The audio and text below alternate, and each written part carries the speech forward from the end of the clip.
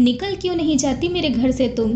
थक गया हूँ इस रोज़ के तमाशे से, और अब मैं तुम्हारा चेहरा भी नहीं देखना चाहता। ऋषभ ने वृषा को जोर से चिल्लाते हुए कहा, क्या किया है मैंने? गलती क्या है मेरी? क्या ये गलती है कि मैंने तुमसे प्यार किया? क्या ये गलती है जो तुम्हारी पत्नी बनके इस घर में आई? क्या ये गलती है जो तुम्हारे घर वालों की पूरे मन से सेवा की? या फिर ये कि मैं दहेज नहीं लाई? तू क्या दहेज लाएगी? भिखमंगे खानदान की लड़की लाए थे हमसे ही गलती हो गई जो तेरी शादी अपने बेटे से करा दी। दहेज की बात करती है। तेरी औकात तो हमारे घर की बहू बनने लायक भी नहीं थी, पर हमने सोचा कि गरीब घर की लड़की है तो क्या हुआ, हमारे बेटे को संभाल लेगी। पर मेरे बेटे का अंश भी खा गई तू तो। सुनीता जी ने अपनी बहू को सुनाने में कोई कसर नहीं छोड़ी। मम्मी जी, मैं अंश खा गई? वो मेरा बच्चा था, मेरे जिगर का टुकड़ा था, मेरा सब कुछ था। आप भी तो एक माँ है ना, ऐसा कैसे कह सकती हैं आप मेरे लिए? और रही बात भिखमंगे खानदान की, तो रिश्ता लेके आप लोग आए थे, हम नहीं। पहले तो आप लोग भी गरीब थे ना मम्मी जी। जब से मैं इस घर में आई हूँ तभी ये बरकत हुई है। हर पत्नी लक्ष्मी होती है, ये सब मेरे नसीब से हुआ है। शर्म नहीं आती तुमको? किस तरह माँ से बात कर रही हो और किस बरकत की बात करती हो तुम? ये सब मेरी कड़ी मेहनत का नतीजा है। अब मैं तुम्हें और बर्दाश्त नहीं कर सकता। चली जाओ और दोबारा लौट कर कभी मत आना। वृषा की हिम्मत अब जवाब दे गई थी। अपने अजन्मे बच्चे के जाने का उतना दुख नहीं था जितना आज उस पर लगाए इल्जामों से हुआ था। क्या वो जानबूझकर गिर गई थी जब वो गर्भवती थी? तो वो तो एक हादसा था, लेकिन हर बार की तरह ये इल्ज़ाम उस पर ही आया। आज वो निर्णय कर चुकी थी कि वो इस घर से चली जाएगी हमेशा के लिए। उसने अपना सारा सामान पैक किया और आखिरी बार अपने ससुर से मिलने आई, जो कि लकवाग्रस्त थे, ना उठ पाते थे ना बोल पाते थे। उस घर में बस वही थे जो वृषा को समझते थे, लेकिन साथ दे नहीं सकते थे। उनके आंखों से आंसू गिर रहे थे। वृषा ने उनके आंसू पोंछे। पापा जी, मुझे माफ़ कर दीजिए, अब यहाँ रुकना मेरे बस में नहीं है। एक आप ही थे जिन्होंने सच में मुझे बेटी माना था, लेकिन अब इस घर में मुझसे रहा नहीं जाएगा, क्योंकि अब बात मेरे आत्मसम्मान की है। उसने अपने ससुर जी के पैर छुए। वो भी आशीर्वाद देना चाहते थे, पर उनके हाथों में अब वो ताकत नहीं थी और वो चली गई। ऋषभ और ना ही सुनीता जी ने उसे एक बार भी रोकने की कोशिश की। जल्दी ही उन दोनों का तलाक हो गया। रास्ते अब अलग हो चुके थे। वृषा ने भी अब आगे बढ़ने का फैसला किया। वृषा हमेशा से ही नौकरी करना चाहती थी, लेकिन शादी के बाद ससुराल वालों ने कभी करने नहीं दिया। अब वो आज़ाद थी, लेकिन उसे उसके बच्चे के जाने का गम हमेशा था। इसलिए उसने एक एनजीओ में नौकरी ज्वाइन कर ली। ये वो संस्था थी जहां हर उस बच्चे की मदद की जाती थी जो अनाथ हैं या फिर किसी तरह की बीमारी है जिसका इलाज उनके माता पिता पैसे के अभाव में नहीं करा सकते थे।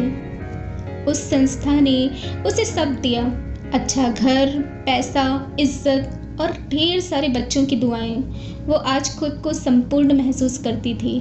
घर वालों ने कई बार उसे दूसरी शादी करने को कहा, पर उसके मन के घाव शायद कभी नहीं भर सकते थे।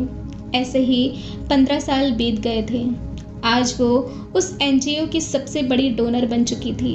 अपनी ज़िंदगी की सारी कमाई उसने उस एनजीओ में लगा दी। बड़े बड़े लोग उससे मिलने आते थे और बहुत सारा डोनेशन दे के जाते थे। बड़े बड़े न्यूज़ चैनल वाले उसके इंटरव्यू लेने आते थे।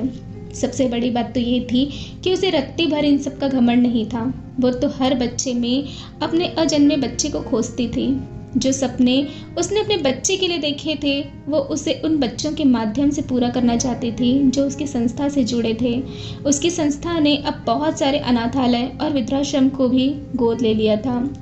उन सब की वो जितना हो सकता था उससे भी कहीं ज़्यादा मदद करती थी। एक दिन वृषा का जन्मदिन था। उसके सारे स्टाफ ने उसके जन्मोत्सव की तैयारी करनी चाहिए, लेकिन वृषा ने उनको मना कर दिया। वो चाहती थी कि इस दिन वो मंदिर में गरीबों को खाना खिलाए और सभी उसके इस फैसले से बहुत खुश हुए। उन्होंने मंदिर में भंडारे का आयोजन कराया। वृषा और उसके सभी सहकर्मी भोजन परोसने लगे। तभी एक पल को उसकी नजरें एक शख्स पर ठहर गई। वो और कोई नहीं, ऋषभ था।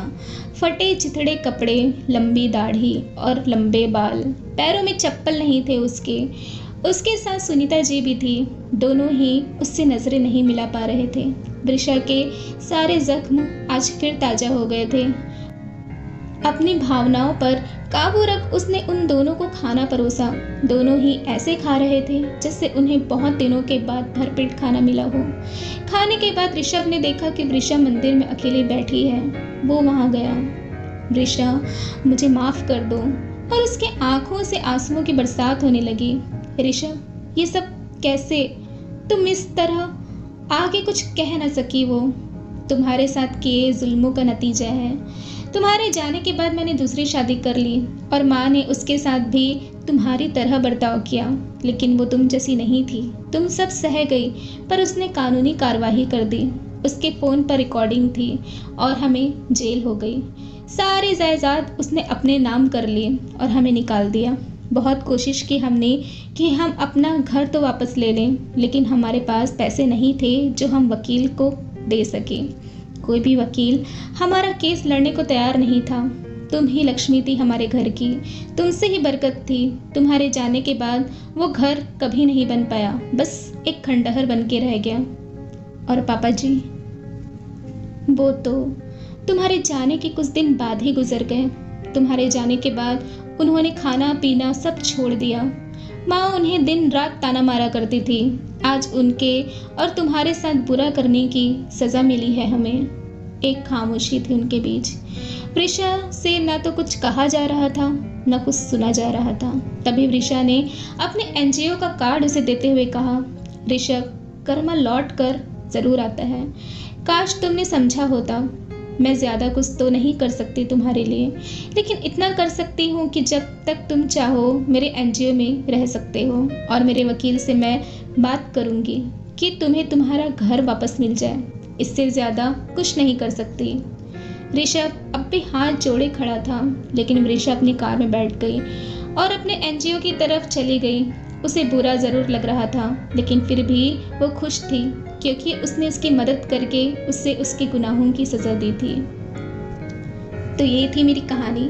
उम्मीद करती हूँ आप लोगों को मेरी ये कहानी अच्छी लगी होगी और एक छोटी सी सीख ज़रूर मिली होगी। कभी किसी के साथ बुरा मत करिए, लौट के ज़रूर आता है। तो अगर कहानी पसंद आती है तो प्लीज़ इसे लाइक कमेंट शेयर ज़रूर कर दीजिएगा। मिलते हैं आपसे अगले वीडियो में। तब तक के लिए tata bye bye, take care.